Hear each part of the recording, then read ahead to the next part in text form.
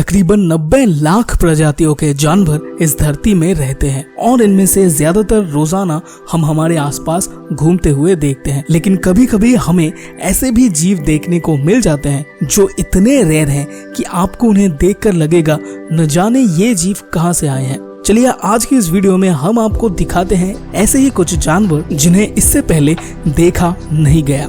यति। साल 1921 में British explorer Charles hovered bury जब माउंट एवरेस्ट में एक्सपीडिशन कर रहे थे तब उन्हें बर्फ में कुछ फुटस्टेप्स दिखाई देते हैं और ये पगमार्क्स इतने मैसिव साइज के थे, हिमालयंस की पहाड़ों में रहने वाले किसी और जानवर के इतने बड़े पैरों के निशान नहीं होते।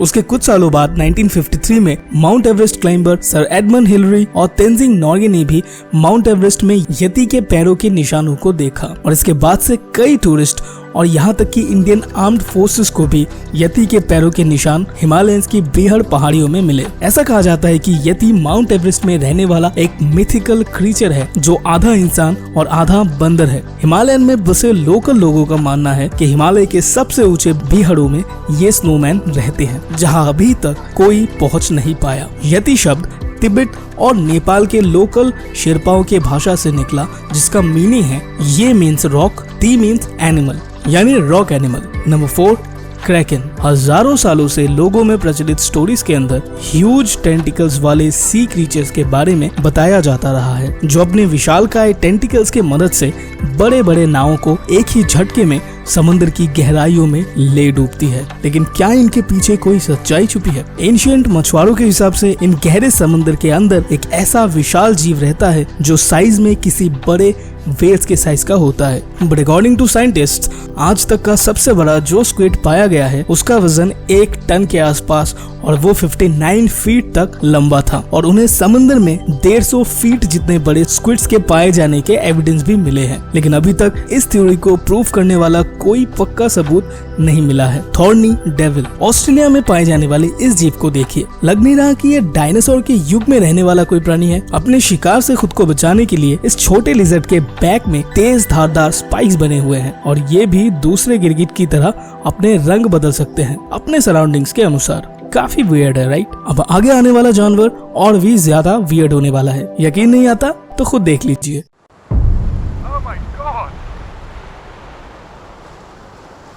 यह है लॉक नेस मॉन्स्टर। जुलाई 2022 में एक प्लेजियोसॉरस का बोन मोरक्को के एक एंशिएंट रिवर में पाया जाता है। अब आप सोच रहे होंगे कि इसमें क्या बड़ी बात है, आए दिन ऐसे बहुत सारे बोन्स जगह जगह पर मिलते रहते हैं। बट जानकारी के लिए मैं आपको बताना चाहता हूँ कि प्लेजियोसॉरस डायनासोर्स के ग्रुप का सॉल्ट वाटर में रहने वाला एक क्रीचर था। वो फ्रेश वाटर में सरवाइव नहीं कर सकता और वहाँ रहने वाले लोगों के मुताबिक ये कोई प्लेजियोसॉरस नहीं था बल्कि कोई नया क्रीचर था जिसे बाद में लॉक नेस मॉन्स्टर का नाम दिया गया। और 1934 में एक पहला फोटो वायरल होता है जिसमें क्लियरली हम इस क्रीचर को देख सकते हैं और जिस नदी में इसके देखे जाने की पुष्टि हुई थी उसके आसपास मिले पगमार्क से पता चलता है कि ये क्रीचर 20 फीट जितना लंबा था। बाद में साइंटिस्ट के अलग अलग टीम्स ने इस पर रिसर्च किया और इसको बस एक कॉन्स्पिरेसी थ्योरी कहा। दोस्तों यहाँ तक अगर आपको वीडियो अच्छा लगा है तो इसे एक लाइक जरूर कर दीजिएगा और कमेंट्स में बताइए आपका क्या मानना है इस लॉक नेस मॉन्स्टर के बारे में। नेक्स्ट है वेयरवुल्फ।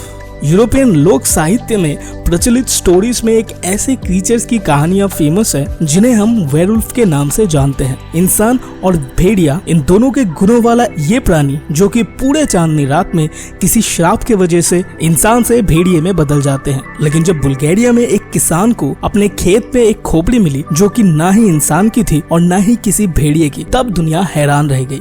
हैरानी की बात यह है कि इस खोपड़ी को जंजीर से बांधकर एक बॉक्स में रखा गया था, वो भी जमीन में अंदर गाड़ कर। बाद में जब ये खोपड़ी बाहर निकाली गई और इस पर रिसर्च किया गया तो ये किसी भी और जीव से मेल नहीं खा रहा था। तो क्या सच में वेयरवुल्फ कभी मिडिल एजेस में यूरोप में रहा करते थे? ये अभी तक एक मिस्ट्री था। और अगर नहीं तो इतना संभाल के इस अनजान खोपड़ी को जमीन के इतने नीचे गाड़ कर क्यों रखा गया था? इसका कोई पक्का जवाब हमें नहीं पता है। इस पर हम चाहते हैं कि आप लोग कमेंट्स में अपनी अपनी राय जरूर दें। चलते हैं अगली जीव की तरफ। दोस्तों ईस्ट इंडोनेशिया का रहने वाला अब्दुल्ला नुरैन नामक ये मछुआरा तट के किनारे मछली पकड़ रहा था। तभी उसके जाल में एक अजीब तरह की मछली फंसती है। अब्दुल्ला के द्वारा बनाया गया ये वीडियो इंटरनेट में अपलोड करने के बाद कई लोग सामने आए अपनी अपनी राय लेकर। कुछ का ये मानना था कि ये किसी और प्लेनेट से आया हुआ जीव हो सकता है, वही दूसरों का मानना था कि ये म्यूटेशन से बना मछलियों की एक नई नस्ल हो सकती है। लेकिन साइंटिस्ट के अनुसार उस इलाके में हुए भारी रेडियो एक्टिविटी की वजह से रेडिएशन ने उस मछली के आकार में ये विकृति आई है। पर सच क्या है ये किसी को नहीं पता। सो ये थे हमारे कुछ मिथिकल अजीबोगरीब क्रीचर्स जो कि एक ही बार देखा गया है। वीडियो को करते हैं यहीं पे समाप्त। आई होप आपको ये वीडियो पसंद आया होगा। अगर वीडियो पसंद आया तो वीडियो को लाइक करके चैनल को सब्सक्राइब जरूर कर लीजिएगा। मिलते हैं किसी नेक्स्ट वीडियो में ऐसे ही किसी इंटरेस्टिंग टॉपिक के साथ। तब तक के लिए स्टे फिट एंड एक्टिव।